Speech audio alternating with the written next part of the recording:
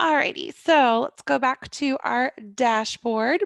So we've been talking about some basics of KV Core, some organization in KV Core. So let's go to our Smart CRM. That is where all of our leads are going to live. And again, a lot of running your business is not just that lead gen, but having good follow up. So there are two filters I suggest you all do. Apply them to your leads and just make sure everyone is on a follow up campaign. So if you go to this filter section, we're going to go down to behavior. And in behavior, I can filter through my leads for both my behavior and my leads behavior. And so the one that I'm going to suggest first is to toggle on this does not have a running campaign filter. Okay. So if I run that filter, so I'm going to apply that filter, it'll show me everyone in my CRM who's not on a smart campaign. So this is 7 leads who aren't going to get any form of personalized follow-up from me. I might have them on search alerts, I might have them on market reports, that's great, but they're not going to get phone calls or text messages from me, and they need that for that personal touch. So this is going to show me everyone who's not on a smart campaign, and this is I'm going to give you homework. This is a homework assignment for you, is to run this filter. This is no smart campaigns. So to do that again, we're going to go to filter so we can search through all of our leads. And then I scrolled down to behavior and I selected does not have a running campaign. And then I applied that filter. And this is not only something that you should do now in order to make sure like all your ducks are in a row, right? Make sure everything is set up. But I kind of also save this as like a weekly housekeeping task. 99.9% of the time, all of your leads are going to stay on smart campaigns as they come in, as you change their status, but it is technology. And, running this filter once a week, just coming in here and clicking this button once a week is certainly going to give me a lot of peace of mind to make sure everyone's on a smart campaign. Okay, so the other filter I recommend that you run and then add as part of your, normal task behavior is going to that filter again, and then we're going to stick with this behaviors.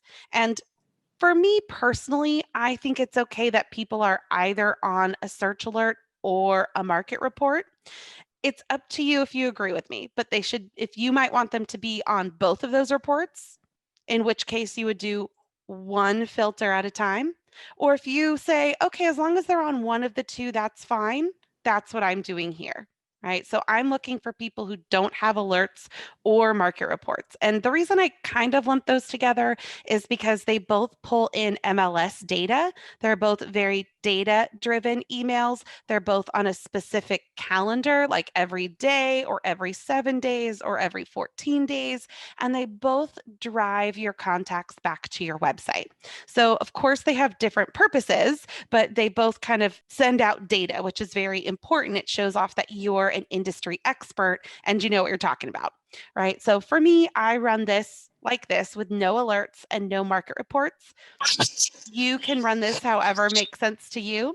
So you're going to apply that filter and then do the work. Go in here and add search alerts to people or market reports to people. An easy way to get people on search alerts is just to send them a listing on your website.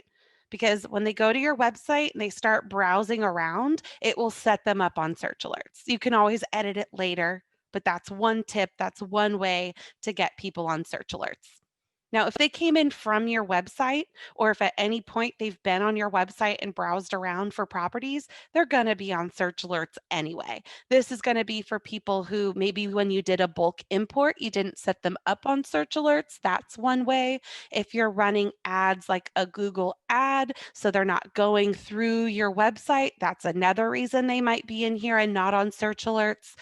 So there's definitely a couple different reasons why people would be in here and not on search alerts. So you can run this filter and you can take care of that follow-up, right? And this is going to come in because I want to show you one tip, and this is going to start leading more directly into lead generation. you can also filter in here for hashtags.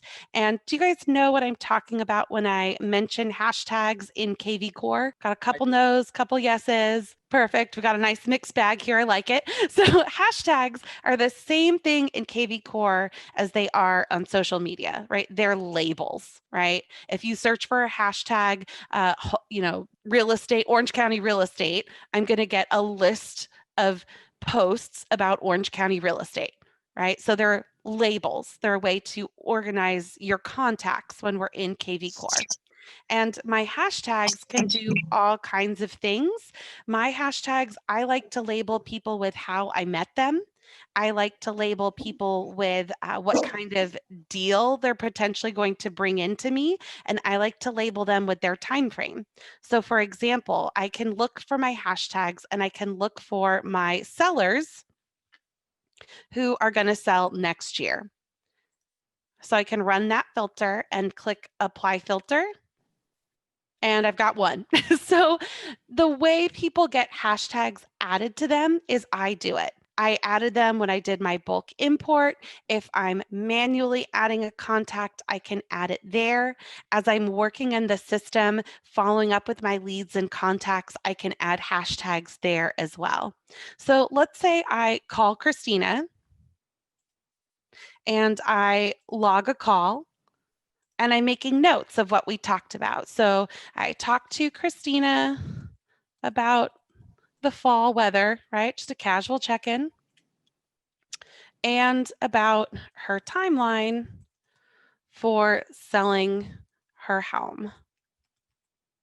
She is now thinking beginning of summer, right? But she's still a seller for next year. So seller 2021, right? And I can say I contacted her, and then it's going to add that new hashtag to her, right? So as I'm making my notes, I can add these hashtags and add these different labels, which makes it really easy for me to then find this list of people later, right? So that hashtag will add over to the left as well, right? Exactly. So that example was showing you that when I made a note, I can add hashtags there. I can also add hashtags over here with this plus button. So I could just pick from my list of drop down hashtags. I could also remove other hashtags. So let's say I had originally thought she was going to sell this year, right? Originally, she had seller 2020. I followed up with her because the year's coming to a close, and she's like, no, next year, beginning of summer. So I can remove an old hashtag and add a new one. Like she's no longer thinking about doing a cross country move to the Bronx, so I can take that off. She is not going to be refinancing anymore. She's just going to sell, so I can take that off as well. And so she is still talking to my lender, and she's interested in fixer uppers. So I'm going to leave all those lists on her, right? Now, some people think that's too many hashtags. Some people want 25 hashtags. It's entirely up to you, right? I just threw a bunch of examples at you. So just think about, when you're labeling your leads, when you're labeling your contacts, when you're organizing your follow-up, what labels would make sense and be helpful for you, right? That's what these are. Like what's helpful for you. Okay. My hashtags are going to give me notes about this person that's really searchable, like going to the filter and searching for that hashtag. So it's like making searchable notes. My hashtags can also pull up a list of people for me to follow up with. So, for example, I'm looking to reach out to my fellow PTA parents. That's part of my business plan. I talk to them once a month, right? So I've labeled a couple of them PTA. I apply that filter. Here they all are. I grab that list of people and I send them a mass email, right? Or I take that same list of people and I send them a mass text. Or I can pull up this hashtag, this list of people in the mobile app and start dialing through all of those people.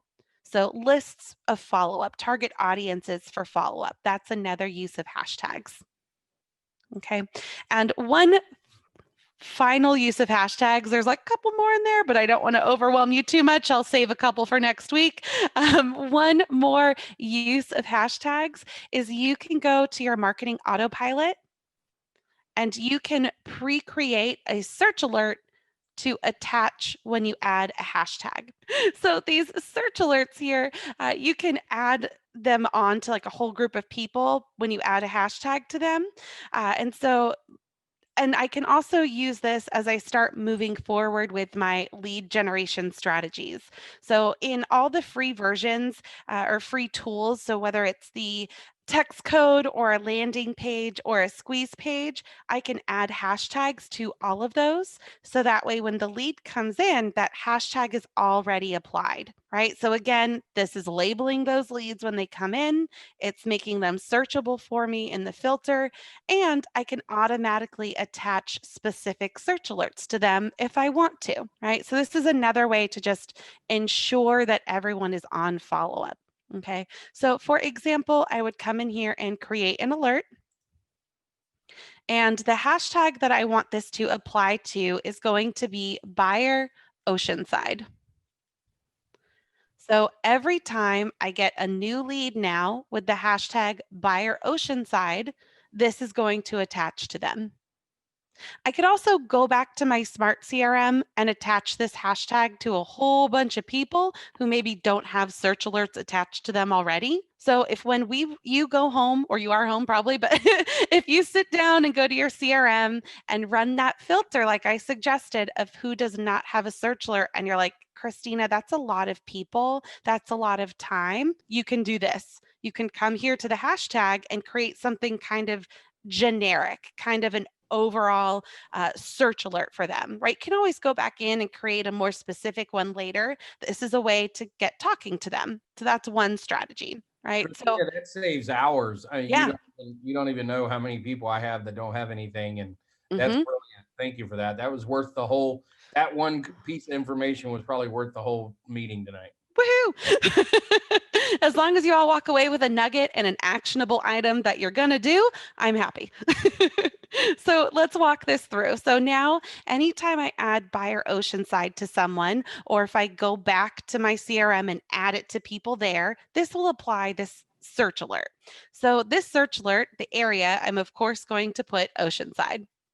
Now, when you do the searches, the areas you can do a county, you can do a zip code, you can do a neighborhood, you can do an area, you can do a city. There's lots of options. You can even add multiple ones. So if I wanted to do like the city of Oceanside, and then I wanted to add an additional area and do the city of Carlsbad, because that's nearby as well. Oh, well, I got to spell Carlsbad. There we go. So now my search alert will be in either of these areas. For us, everybody that's looking in Roseville is probably looking in Rockland as well. So it's really Hmm. good to do Rockland and Roseville. Everybody Hmm. who wants Granite Bay probably also wants Loomis and Penryn, or at least Loomis. So I mean, you just can dice it up like that. Yeah, that's a great idea, especially because here we're doing kind of a little bit more open-ended search, and then we can go in and customize or add in a second search at another time. So we'll do Oceanside. Then we have options and keywords. And I always like to point this out because it does get a little confusing. So options is a specific list of options that we provide. So when I click in options, I'm going to get this drop down. This is the same thing as if I'm going to add a search alert for people within their lead detail. It's exactly the same thing. So I might want to only send them just listed properties, or I might want to just leave this blank, right? It's up to you what you want to put in here. Um, 1 story, 2 story, furnished, master on main. You can get specific. The idea with this strategy is we're leaving it open-ended. So I'll probably just put just listed in here.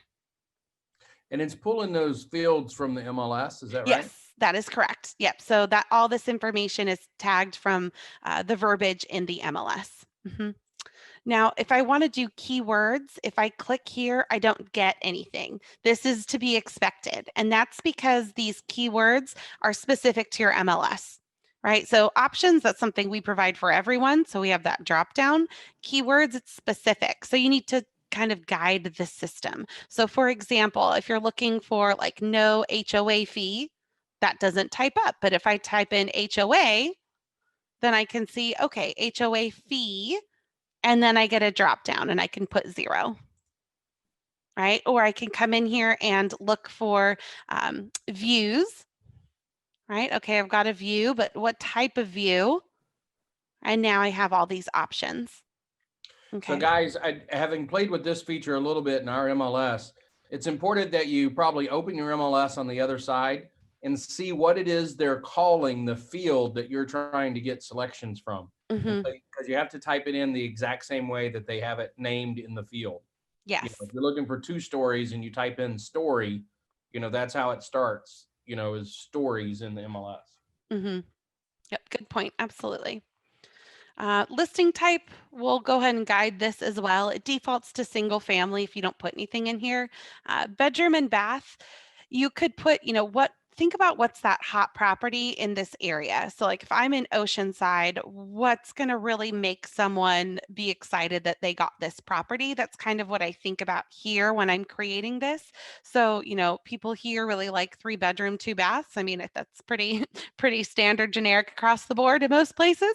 What's the average price point in my area? I would put that here. I'm really just building a fairly generic search alert here, right? They can get specific later. It's going to be part of my follow up to reach out and see if they're liking these anyway. That's built into the smart campaign, so I don't even need to think about it. And if they want me to change it, I can change it or they can change it themselves. Now, how often do you want to send this out? I would do daily or twice a week, right? These are new leads mostly that you're going to be sending these to. So it's okay to send them more inventory because they are looking, right? They want to be looking. In this case, we're not going to carbon copy anyone, and you can choose to send open house alerts as well. I generally don't because why would you send your leads to an open house without you? But this was a really requested feature and I'm sure some people like it. Personally, I would leave that off. I would leave it gray, right? I would And- agree. The reason, exactly. the reason it was a requested feature is people wanted to have something of value to add to the people when they called them, and they didn't That's know true. how to create value themselves. And so this was just an easy out. But I agree, you're shooting yourself in the foot if you send your clients out to other people's open houses. Mhm. Mhm. People aren't Yeah, tight enough to you yet to do that. I would do it with my own client after I had the relationship established, but definitely not this early. yeah, if it's a lead, if it's someone that you, yeah, don't have that relationship, I totally agree. You offer, hey, do you see something you'd like? Let me know. I can give you a personal tour, right? That's something of value for sure, right? Don't just send them to the open house. So we're going to go ahead and add that alert. All right. Cool. And then, so now anytime I get a new lead with that buyer Oceanside, this will attach to them automatically. And if I go back to my smart CRM and I look at my filter, and I go down to that behavior again of who does not have an alert. Let's look at those no alerts. And then I apply that filter. Now it's really easy to add a hashtag to a bunch of people. I can click the box right here next to name and it will apply to everyone on that page. And then I can go to more actions and I can add a hashtag. So if I add hashtag buyer Oceanside, then it will automatically add that search alert. Okay. So she created a hashtag for the search alert, then assigned the hashtag to everyone. That's Exactly. great. Brilliant. Perfect. All right. So now that we have good follow up in place, because no one wants to spend all that time and energy on generating leads and then not have a good system in place, right? So that's why I always train that portion first. So that way there's not as much overwhelm when the leads start coming in. So we're going to do an overview of the lead engine. And then next week, we'll get into really building things out and some strategy and some posting tips as well. So the three big free lead gen here is landing pages, squeeze pages, and call capture text codes. And like I mentioned, all three of these, you can add a hashtag in while you're building out this tool. So it's going to take care of that search alert automatically for you. Right.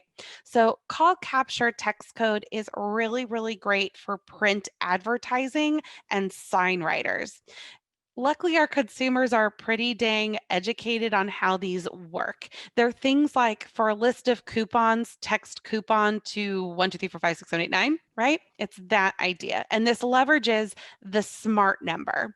So you create a code. So, for example, if I was going to put a text code on a just listed flyer, right, I might say more info.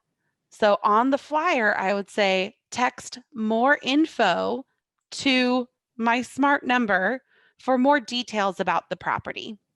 All right. Then I would come in here to this call capture text code and I would build out that response. So they're texting, and it looks like they're texting me, and KV Core is telling me I have a new lead and I've already responded real quickly. Okay. So if I look at this, get started here, what I would do, I come in and I add a new text code. So I would say the custom text code, that's what I want them to text to me. So that was that more details or more info, right? Then what response am I going to give them? I could respond with MLS information. This shows the address, the bed, the bath, and a link to that property on your website. Does it automatically when you put in the MLS ID? Or you can reply with a message. So in this case, I would reply with a message and I would say, for the most up-to-date information, please check out my website. And then I would put a link to whatever property I was promoting on my website. All right, so I could go, let me pull up my site. And I'm just going to pull up a random listing for us to work off of.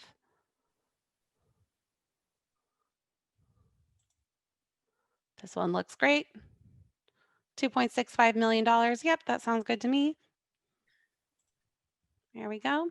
So I'll give them the link to this page right there. Now the hashtag that I'm going to add, I could add, well, this is in New York, but if it was an Oceanside listing, I could attach hashtag buyer Oceanside and set up search alerts for them automatically. Or I could put this property address, 72 Schuyler Road. So that way all the leads that came in from my advertising for 72 Schuyler Road are all labeled the same. Right? So think about how you want to label your leads, and that's the hashtag that you're going to give it. So I'm going to put 72, oh, one word,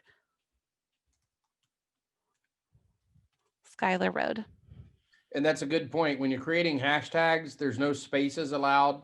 And so just remember that. And when you're searching for a hashtag, you include the hashtag, but when you're creating a hashtag, you don't need to put the hashtag as the first letter. Correct. You know, that's so the how she did it is the right way. But when you're searching for that, you have to stick in the little hashtag symbol first and in front of the 7. Yep, absolutely. Yep. And I capitalize, but hashtags are not case sensitive. Same thing with text codes. Like these are not case sensitive either. So when I'm putting this in like print advertising, I put it in all caps because it's easy to read, but I can put it in all lowercase. I could get ridiculous and do every other word capitalized in here. It doesn't matter. But, so that is not case sensitive. Neither are hashtags. I just, for me, for readability, I like to capitalize the first letter of each word. So then I'm going to add that in. Oh, and I was hoping this would happen.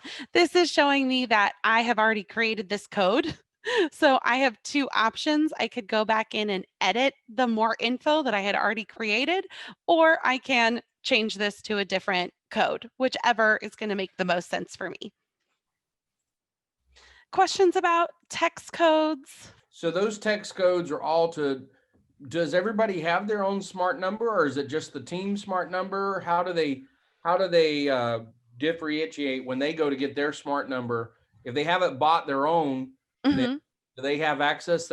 Most of these guys are on my team, or some of them are on my team. Do they have access, or does everybody need to go buy their own, or does it go to the company smart code?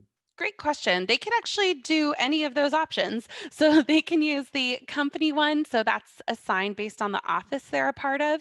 And quick note about that is these text codes, because it's in that kind of shared number space potentially, we can't have the same code. So you all being on the same team, if you use the team smart number, you can't all create this word tour. It's kind Got of it. whoever creates it first gets it.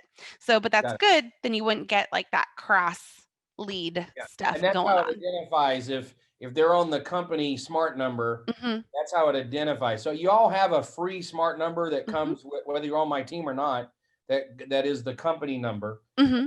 If you create one, like she said, it's going to be unique to you. The system is smart enough to figure that out. Hmm.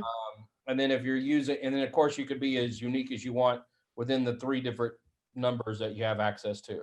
Yep, So anyway, exactly. that's Hmm. enough.